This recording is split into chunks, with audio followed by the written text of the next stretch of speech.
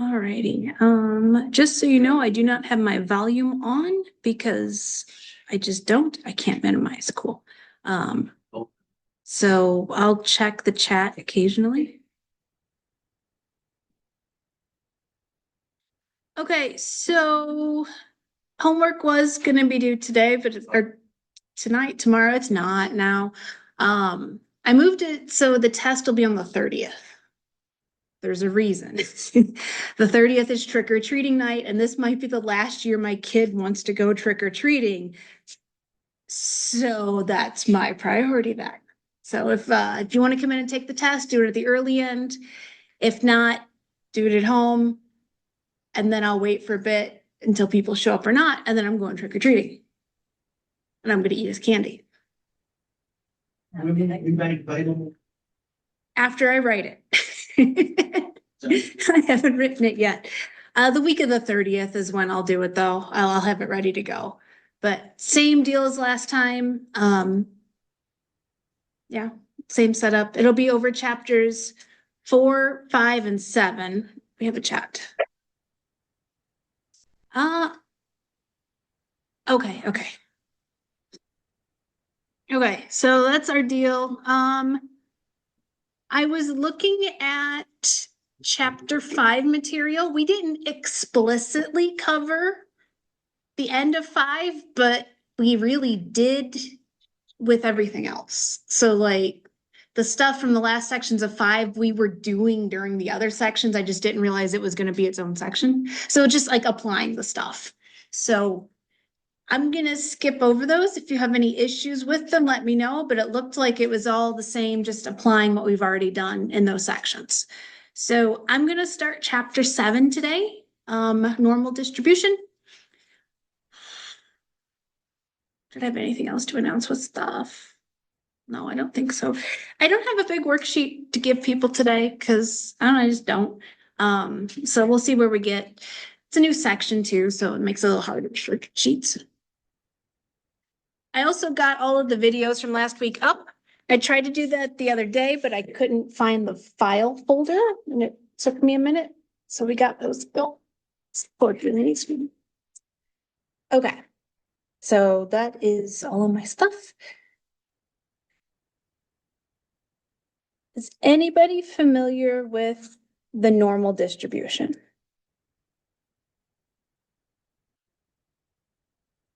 We've talked about percentiles in class before, right? A little bit? Okay. Percentiles, normal distribution are where we get our percentiles. So our normal distribution is, the bell curve you heard about when you were younger a lot? Or am I the only one who heard about the bell curve at the time? I don't know that one.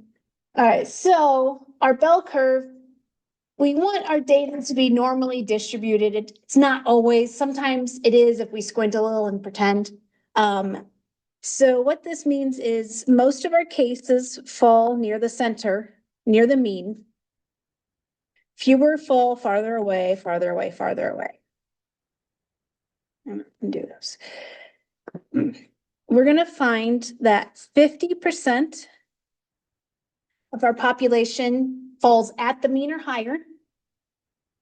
50% is at the mean or lower, for a total of 100%. We're going to talk in decimals, but percents work the same way. So we have what's called a probability density function, which gives us this curve.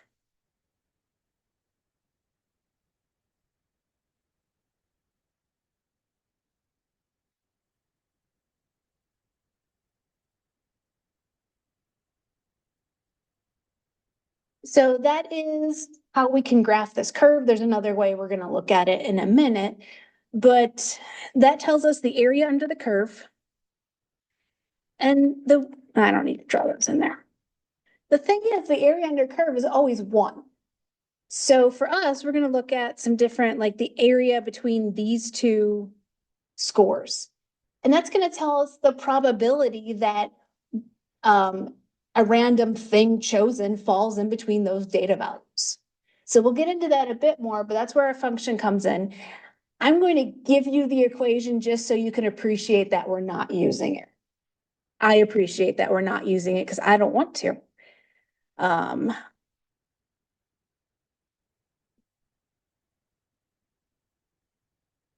You want me to go show the shut down?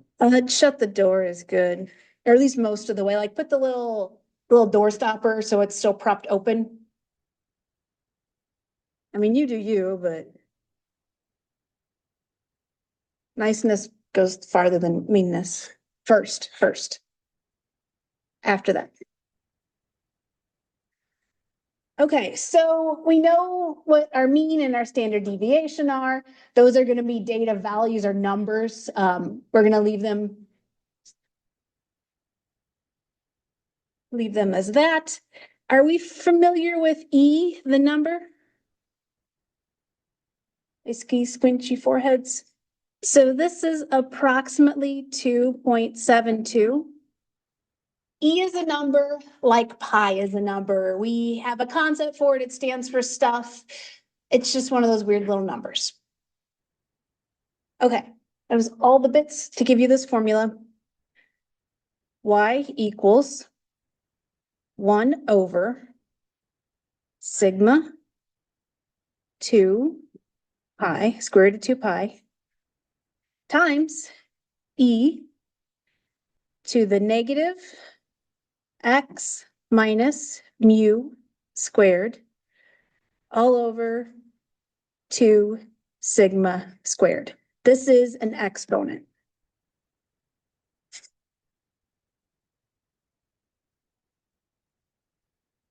That will give us the equation of the normal curve. It's really gross. We're not going to use it, but so that's our equation. We're going to make it nicer. There's only the variable in there is an x. The other things will be plugged in as numbers, but you can see it's a little nasty. It's out there. I don't even like this equation. Not like equations. Okay. How we're going to think of normal distribution, it's really that, but the better way for us, can I scroll past this, some of it? Okay. I don't know if people. Oh. So say we have a data set and we're going to put them in categories. So we're going to bend them up. And we find that most of our data values fall in this category and say in this category. So we're going to make a bar graph. And then we have fewer over here, and some more here. And this is really tedious.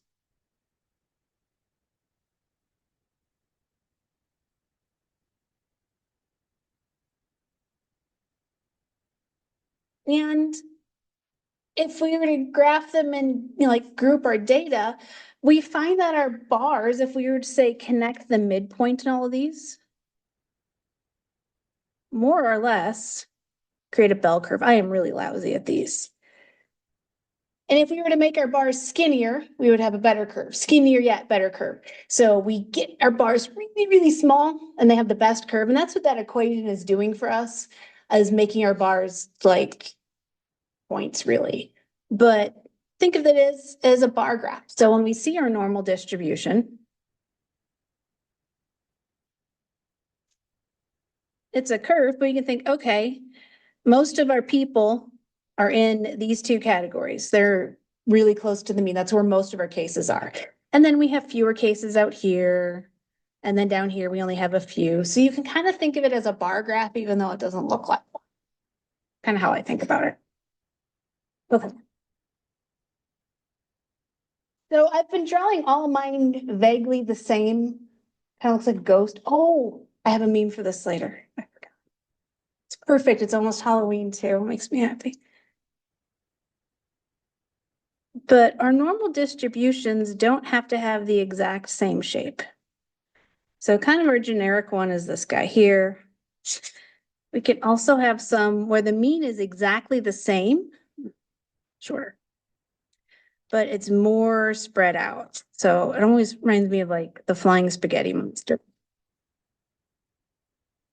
UFO ship, maybe. That is really crooked. I'm gonna leave it. Or we can have some again with the same mean, but all of our data values are really scrunched together. So I'm gonna call this your standard.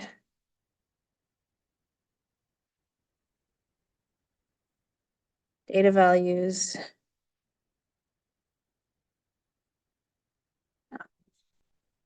Spread out. We have a lot of really high and really low data values. And this one here, your data values are all similar.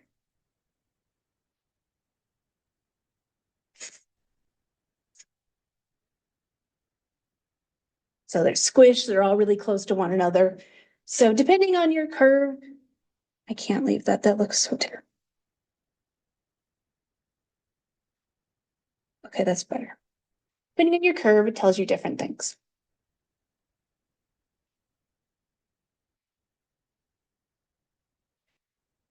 We talked about z-scores last unit, right? We're familiar with those. We finally get to find out why we cared. We finally get to use them today. So I'm really tired of drawing this already, but that's okay. Should make a stamp for this.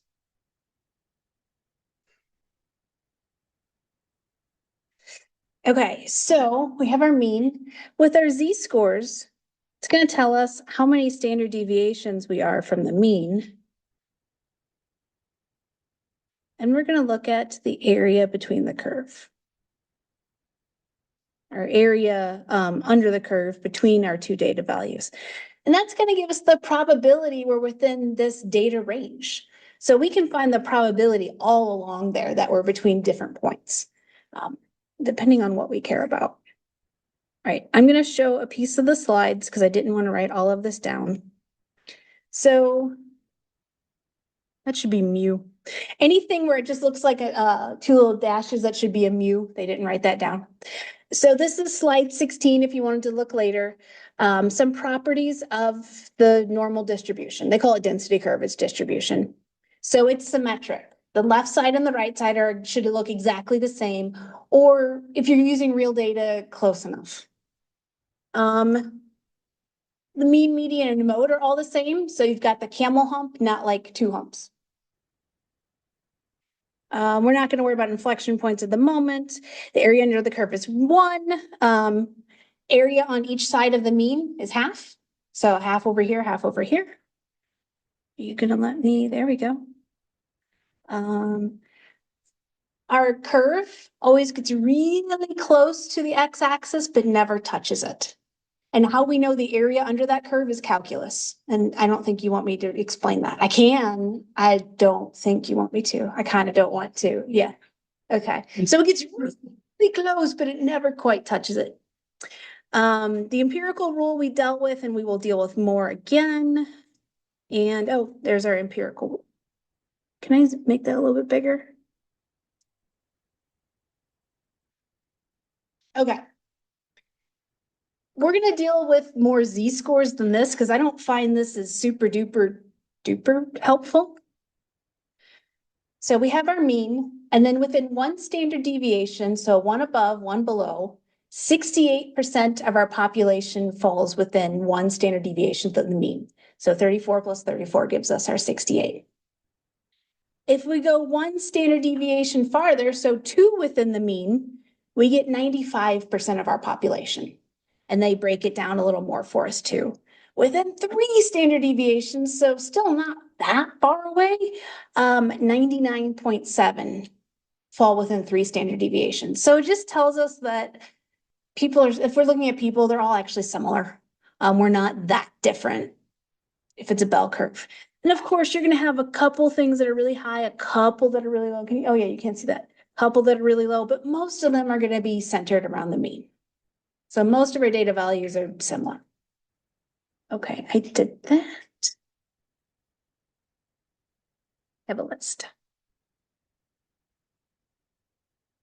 Okay, so this first section is just kind of like the what we're doing and then sort of the why, and the next section gets into the how and the why. So using our standard deviation, our normal curve here, I'm gonna draw it over here. We can measure probability in 3 ways.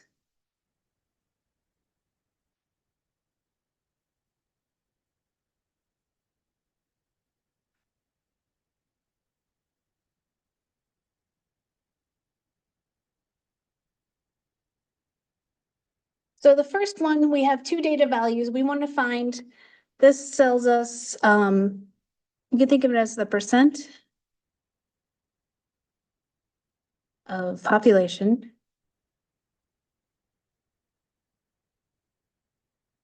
we call this A and B. That score between A and B. So if we have the 2 data values and we're looking at the in between them, it tells you the percent of our population that falls there, or the probability if we chose someone at random that they're going to be in between those 2 data values. So that's the first type. The second type, or it's actually when we look at our chart that I'm going to show you, is what we read off of our chart. And the line in the middle is always the mean.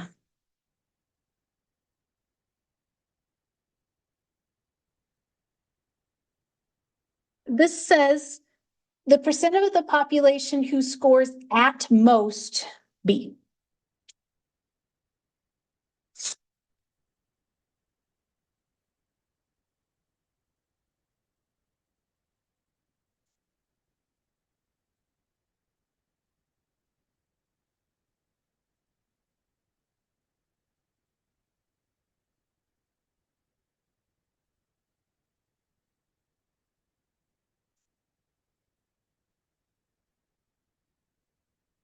And note that our B can be over here too, like it can be this area as well. I'm drawing it on the right side, but it can be anywhere underneath that curve. It's a shame that was really pretty. Oh, I can use it on this. The last type, it kind of brings me joy. Okay, I need to not color. So the last type is we take our data value and go to the high end. And this one tells us the percent of our population who scores this or higher.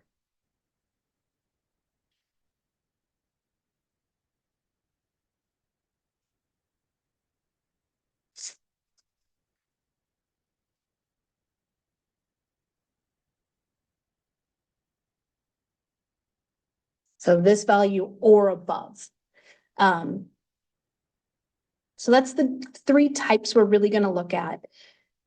Our chart always gives us everything in terms of that middle one, but we can find the other 2 based on that. And it's not very difficult, all things considered. So that's where we're going to go with that one. Okay, that was the end of 7.1. Are we all okay with that so far? Just kind of data? If you have your computer, there is a table I'm going to need you to pull out in a bit, just because I have a copy on my computer. It's just small.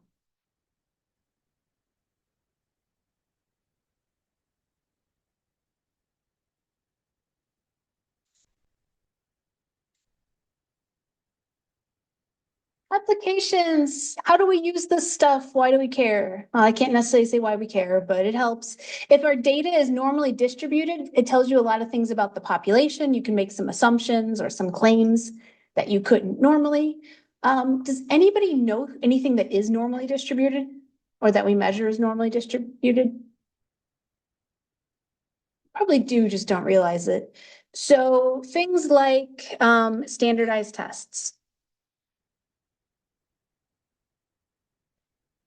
Standardized. Your ACT, your SAT, whatever other ones are out there, they give you those, you get a percentile rank with that. So they try to design the test so it's normally distributed. Most people are going to score near the mean. get a few people who score really high and a few people who score really low. Most people are in the middle. If you ever have a kid, baby weights and heights.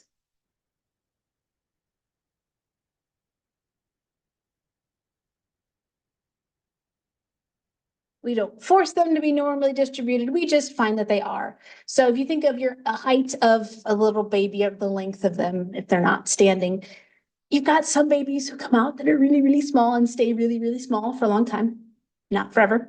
And then you have some kids that come out like the giant here. How did you fit in there? Because you were this long. But most of your babies, I don't know what the median height of a baby is, but most of them are going to be near the center. Same thing with weight. You've got some who come out really small. You've got some 10-pound babies, which are no, but most of them are in like the 6 to 7 range, I think. So same idea. Most people are near the middle. Shoe size is another thing that's normally distributed in real world. I know there's other things, but I'm blanking on what they are. So Ring size. ring size? Yeah, probably. That makes sense. All right.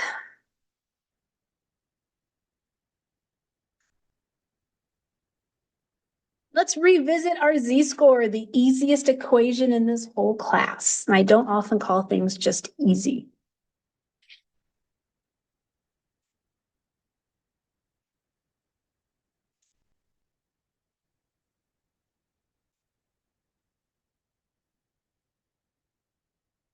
Okay. I'm not sure what they're going to use, X bar or mu, but they mean the same thing. Like for our purposes, they're the same. And then standard deviation versus sigma.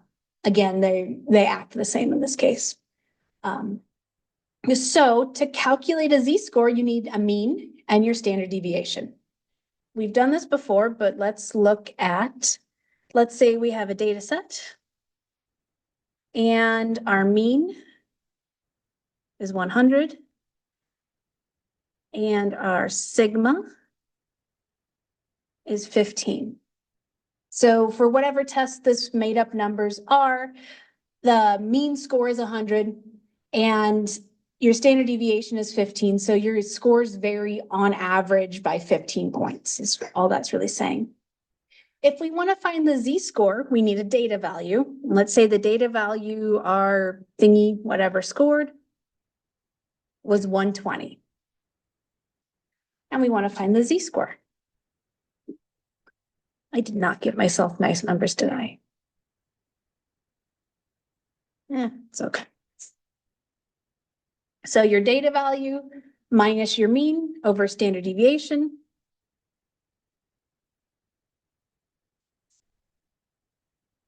Five over 15, a third. Should be more embarrassed about this, but.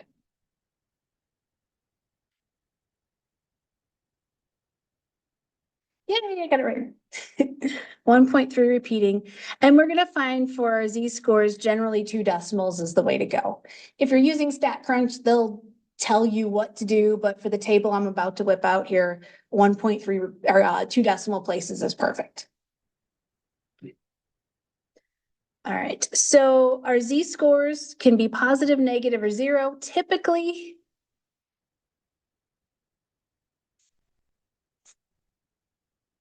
they're going to be between -3 and 3. If 99.7% of your population is within 3 standard deviations of the mean, your z-scores are just counting standard deviations. They're going to usually be between -3 and 3, but they can be positive, negative, they could be anything. Okay. Let me minimize this. Where did I put it? Your homework system will have this, but it's useful to know how to read this disaster of a chart. Okay, thanks. I don't need to open it myself. I have it. So if you go under the notes in PowerPoint, is that where I put it? Oh, that's where I put it? All right. Your standard normal Z table under notes and PowerPoints at the bottom there, that's the thing we're going to look at. So if you have that, I pulled it off of a website. This is our lovely standard normal probability table. It's a lot. So our z-score was 1.33.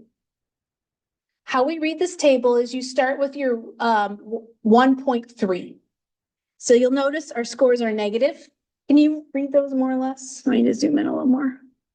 Ooh, that's better. Can I go one more or are you gonna fall off? So you'll notice your z-scores on the left are all negative. Page 2, they're positive. So I'm gonna look for the row that says 1.3, and is that very bottom row. Can we all see it okay?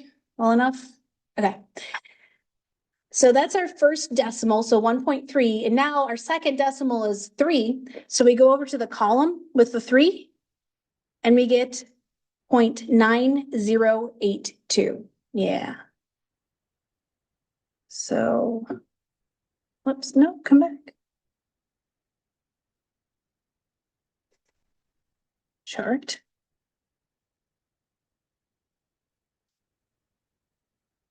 Z of 1.33 corresponds to 0.9082. So what does that mean?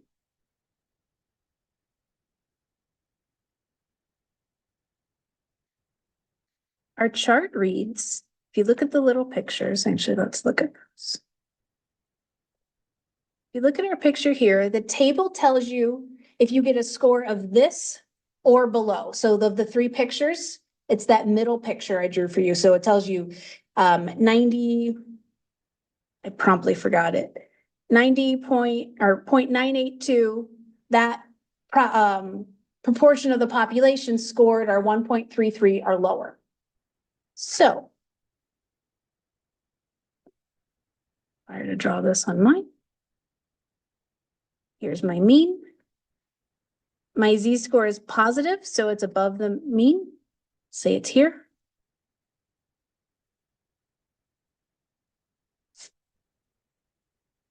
So we're a little bit more than 1 standard deviation above the mean.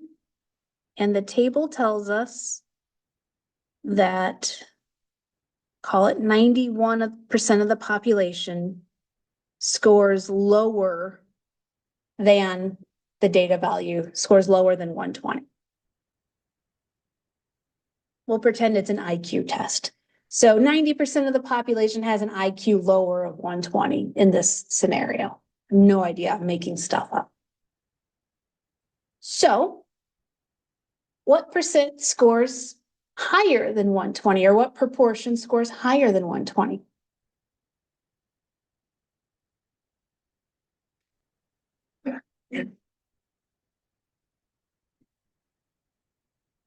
You're close.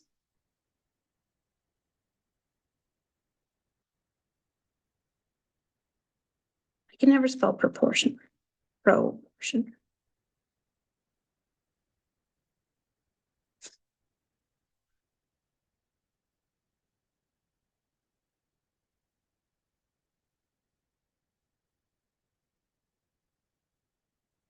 You're on the right track. You biffed your math a little bit. So what's the area under the curve? True, but we know the number. So 50% above, 50% below. How much is underneath it then? All of it, right? 100. So if we're talking in decimal terms, the area under the curve is 1. If I know the area to the left, what does the area to the right have to be?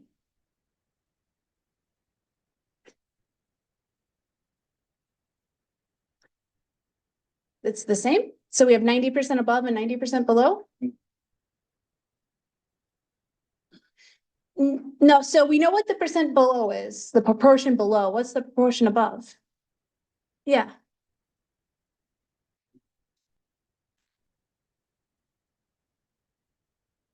Yeah, that's closer. 0.098. Don't forget your 0. So yeah, your 0.10 was close, but a little bit off. Yeah.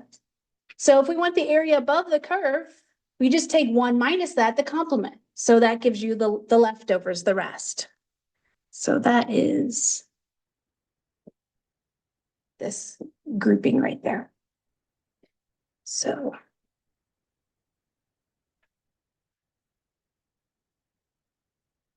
If you want.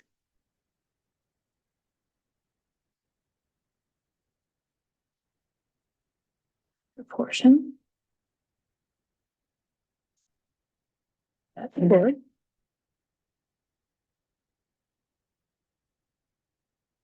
X or lower.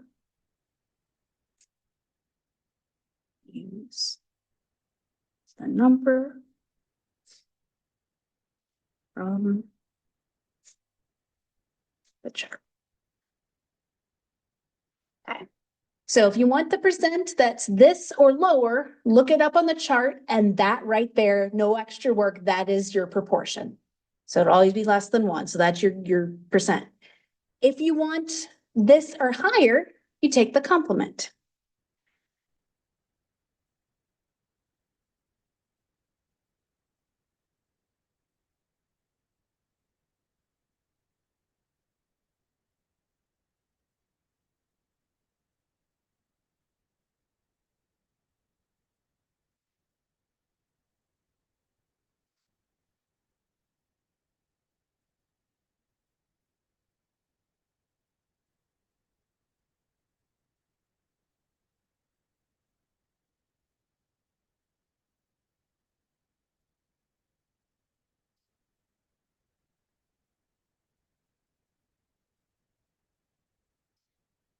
One minus.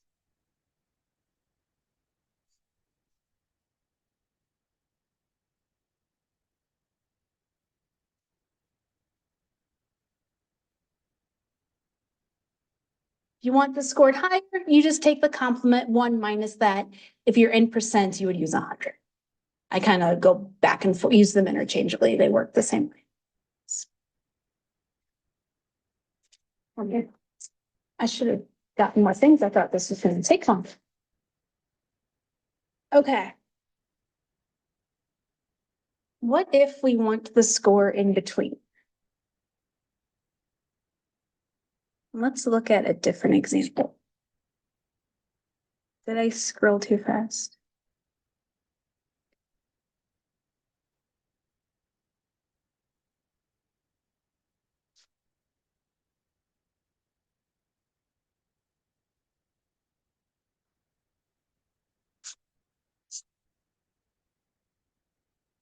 Okay, so we're changing our mean and standard deviations. So our z-score equation is going to change a bit.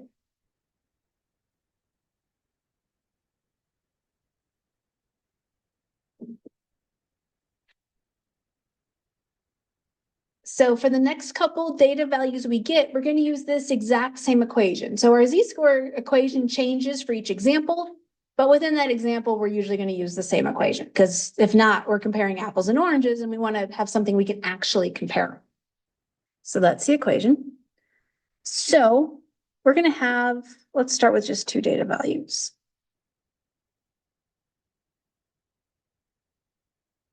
Call this x1 and x2 equals 40.2. So first things first, find the z-score for each data value. And then we're going to find the area under the curve for each data value. So z1 equals 36.1 minus 38.72 all over 3.17. I do that in my head. Okay, 36.1 minus 38.72 is negative 2.62 divided by 3.17. If they're being quiet, we can open the book.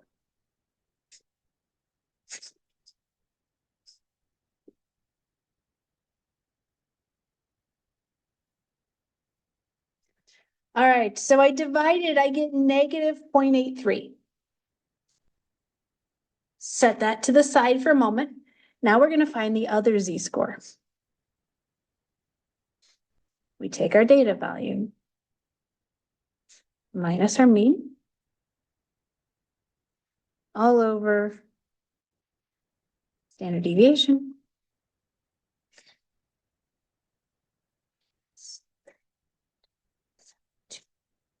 Whoa, I typoed. 40.2 minus 38.72. That looks more like it. 1.48 over 3.17. I get 0.47. I don't know why I shut that. I'm going to need the calculator again. Okay, so step one for all of these problems is set your equation up, find your z-scores. Now, I'm going to start this. Here's my mean. Your mean has a z-score of 0, because if we were to throw the mean in there, we get 38.72 minus 38.72, which is just 0. So that's always nice.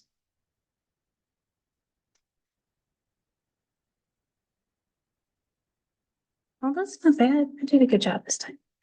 Our data value of, or excuse me, our z-score of negative 0.83 is to the left of our mean. So let's call it here.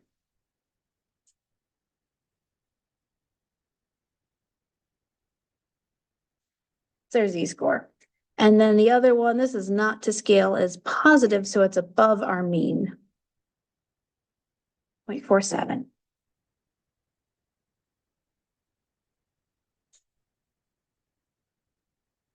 Okay. I use A for capital A for area under the curve. You can use P for probability if you wish to, but to me it's area under the curve. So now I want to find the percent of cases, these are baby weights, I think was the example I used. The percent of cases that fall between these two data values. So what I have to do is take my two z-scores and look them both up. So let's go back to the chart. Negative 0.83. So there's my negative 0.8, here's 0, 1, 2, 3. It's going to be this value, whoops, right here. Right? Is that my 3? Yeah. So 0.2033. Yes.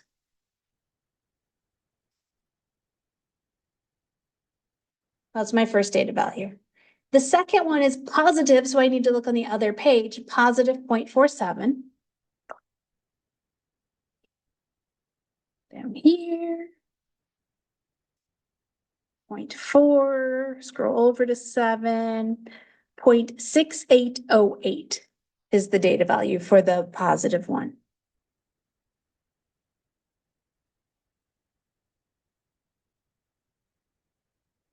Hope I didn't flip those around. Okay. So that's the area to the left of our data value.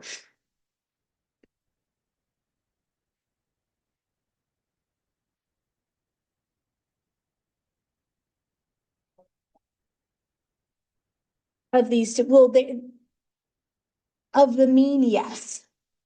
Okay. Left and right, it's yeah, okay, yep. So if I want to look at the A1 data value, that's my lower one, and we know it's this one because it's less than 0.5.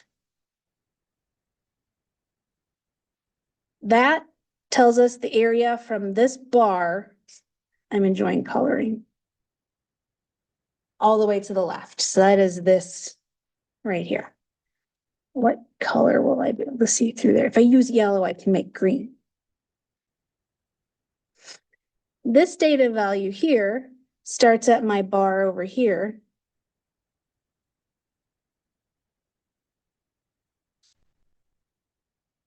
Oh man, I think I need a coloring book. This brings me joy. I saw a Sweary Cat coloring book. It's like $30, but I was real tempted.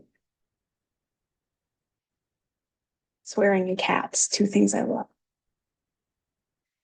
Okay, so if I want the area in between these two data values, what color is that on my little standard deviation bell?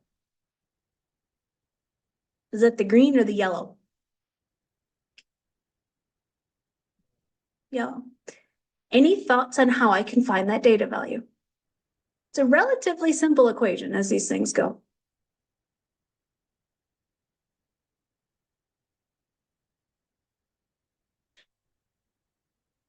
So I know 68% are within are to the left of the 0.7, and I know 20 or 0.233 is to the left of the other data value.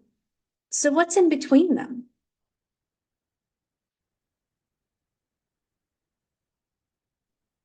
In what way? Not in this case. If we wanted to the right of it, yes. So the area under the yellow is our 0.68, right? So that's all of that. If we have 20 of it taken up, how many's left? Say we have 68% of the total and 20 of it's here, what's left? 48, yeah. We're gonna subtract them.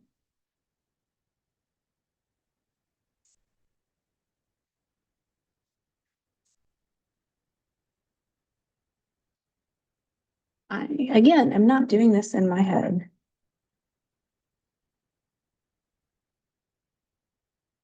Point 6808 minus 0.2033 gives me 0.4775.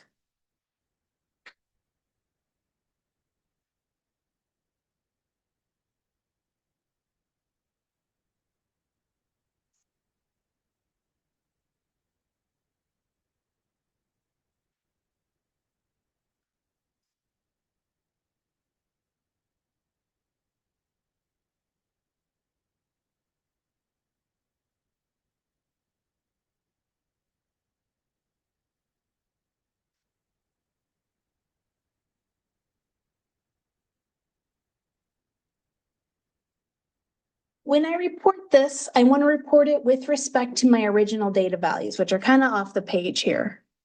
So we're gonna say wow, that should be a 4. 48% of cases fall between our two data values, which were 36.1 and 40.2. So when you report it, go back to your data value. So the person you're reporting it to makes sense. If you just tell them z-scores, to most people, z-scores have no meaning. So go back to your data and report that. Does that kind of make sense? So if we want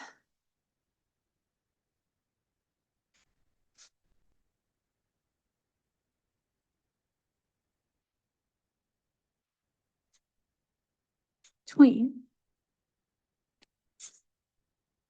two data values, take area 1 minus area 2. Either take the absolute value or put the bigger one first. So I can't tell you it's always A1 minus A2. It depends on how you set your problem up. Put the bigger one first. I can throw absolute value bars on there if you really want me to, but just take the bigger one. It should always be a positive number. Make it work. All right, so that's how we tell the in-betweens. So let's use the same standard or mean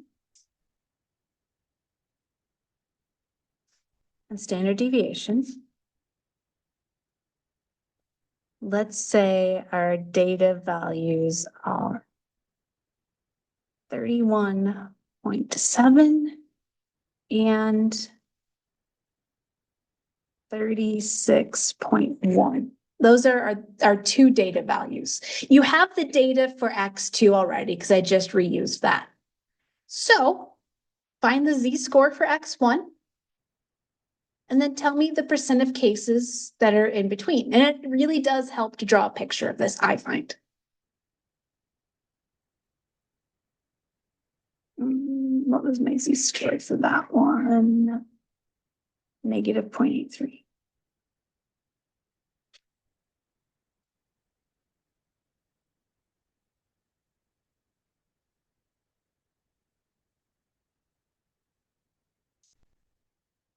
And I don't know what that is. A is blue 0.20.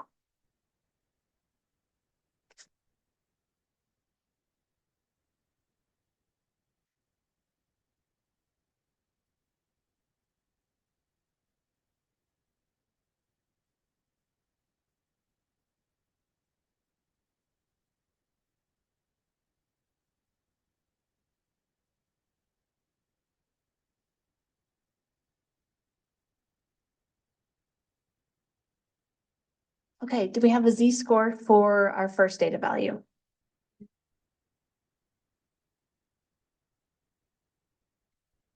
Yep. And we know it should be negative because it's less than the mean. So that shouldn't alarm you. We're like, okay, it's less than the mean, should be negative, we're good. Look that value up on the chart. I showed you where it was on the, if you have a computer. I'll find somebody with a computer out, go make friends.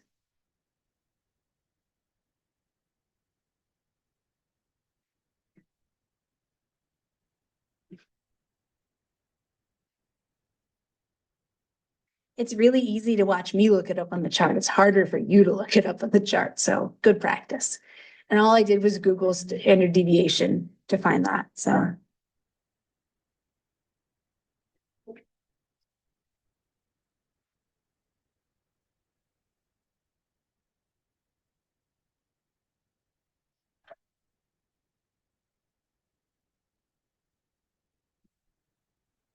Really hope it's not off the chart.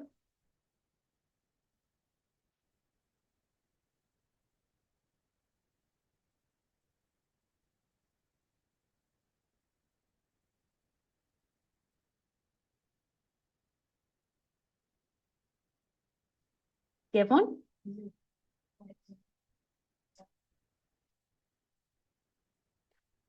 It doesn't sound like it's, I haven't looked, it doesn't sound like it's gonna be far off. I'll look in a sec. Anybody else get anything different, the same? No? Did you not find it or get something completely different?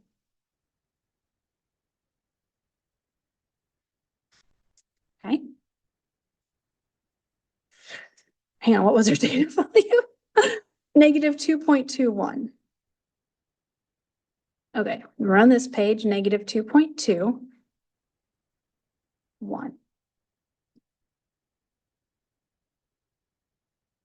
I do think it's the 0.36.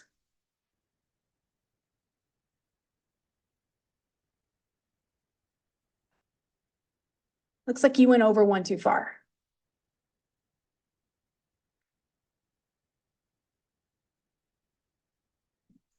Okay, before we go, I'll make sure everybody can read their chart. Okay, so those are our areas. What does our normal distribution look like?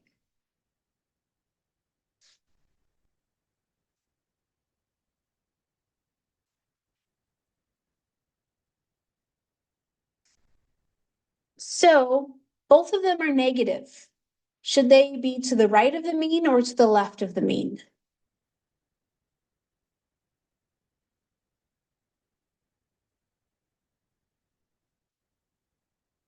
Yep. So here are my negative values, here are my positive values. So they should both be to the left. So this dude is negative 0.83, which is here-ish.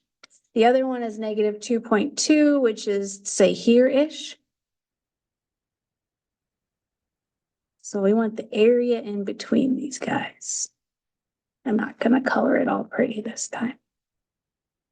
Love that. Okay, so we subtract. If we want the area between, we subtract. I'm gonna take my bigger data value minus my smaller one, 0.136. 19%-ish. 0.2033 minus 0.0136.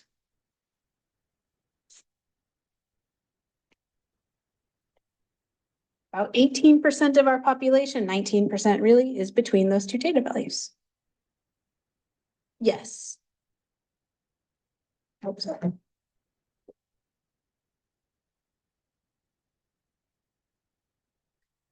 Okay, are we okay or okay-ish with this part here?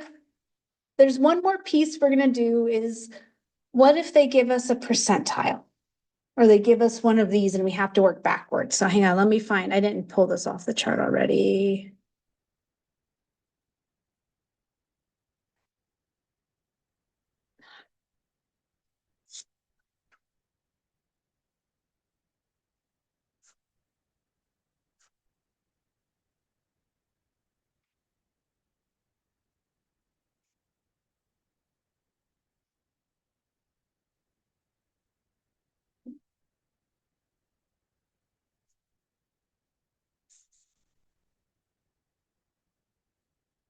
Okay. Let's say they give us the area under the curve. They give us our A value. They give us a mean and a standard deviation. We want to find 98.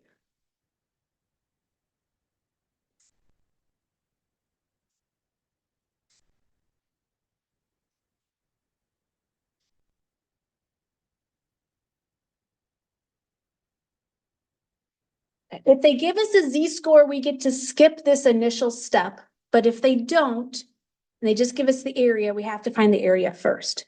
So what we're going to do, our area is 0.4286.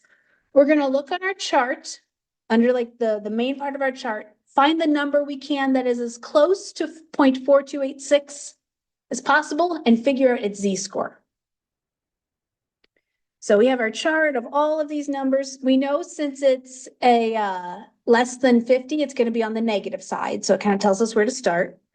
The top of our chart are all really little numbers. So I'm going to come down here to the bigger values.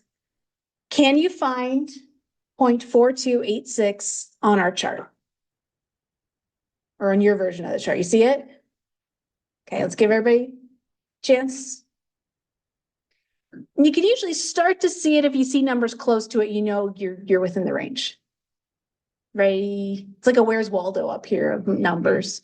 I saw a Where's Waldo costume at the store. It was so funny. I really wanted that. Do kids still read this? No? Oh.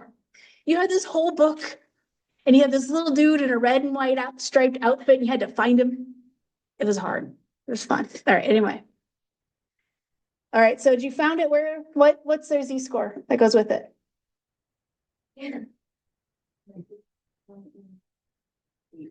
Okay, yep. So there's our negative 0.1. We see our score right over here. We scroll up to our second data, 0.18. So that's how we find it. It's right here. Oh, all you do is highlight it. There we go. Okay, so negative 0.18.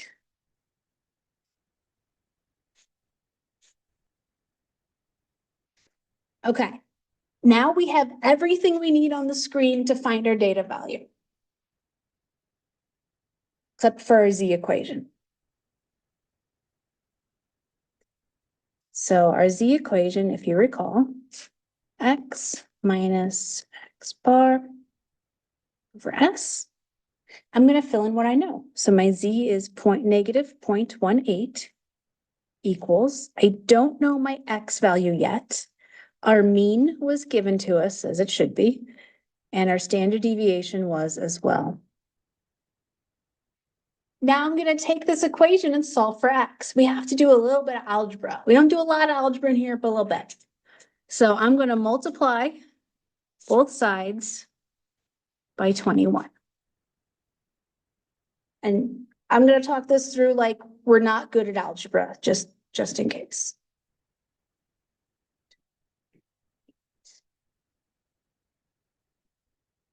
Okay, multiply that. I get on the right side negative 3.78 equals x minus 98. So multiply both sides. Now I want to figure out X, so I have to move that negative 98 to the other side. I'm just going to add 98 to both sides. All right, so take this number plus 98. We should get a positive value now, and we do 94.22 equals X. So I'm going to rewrite that as 94.22. So a little bit of algebra, and we can work backwards to figure out what our data value was if it wasn't given for whatever reason. I think the hardest part of this is finding your data value on that chart. If you can't find one that's exactly it, figure out which one, like get between two numbers and figure out which one's slightly closer, or just pick one. If it's exactly even, just pick one. I think the computer software will help you with that, so you won't have to read the chart, but sometimes we have a chart. So just do your best bet with that one. All right, that's all I have planned for today. So I'm gonna save my stuff. I'll walk around if people need help with charts or anything else. And if not, I guess we're done, and we'll continue more with standard deviations, or not standard deviation, normal distribution next time. Please try to have your chapter 5 stuff done soon. Makes life easier. Bye. No problem.